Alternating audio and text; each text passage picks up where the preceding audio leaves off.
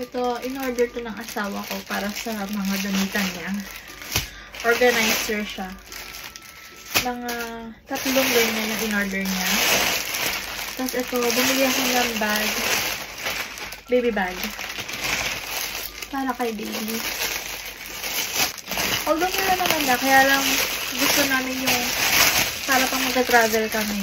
May magagamit kami. Kakagalit ko lang ito sa work. Hindi ko na natapos yung kasi malilate ako. So, yan. Actually, malaki naman siya. Pero parang mali yung nabili ko. Feeling ko mali yung nabili ko.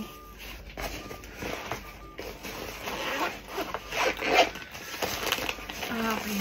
Tapos, ayan. Meron siyang compartment para sa milk bottle ni baby.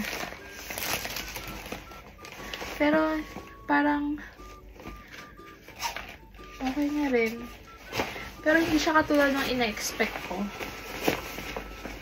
Pero, marami na rin ako malalagay dito. Pumili na ako ng, mesh. Para kapag nilabhan ko yung damit ni baby, naka-assort, siya, naka-segregate na. Bumili ako nito molder. Kasi gusto ko magkaroon ng souvenir para sa kay baby. Diba? Pero parang may instruction. Meron ba siyang instruction? Ito. Walang instruction. Siguro i-google ko lang kung paano gamitin. Burp cloth.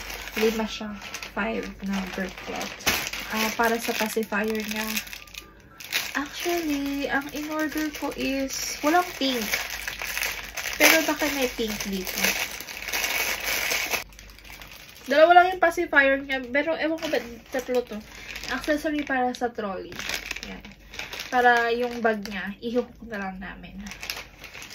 So, yun lang. Yun lang yung in-order ko. Yun na yung pinaka-last talaga.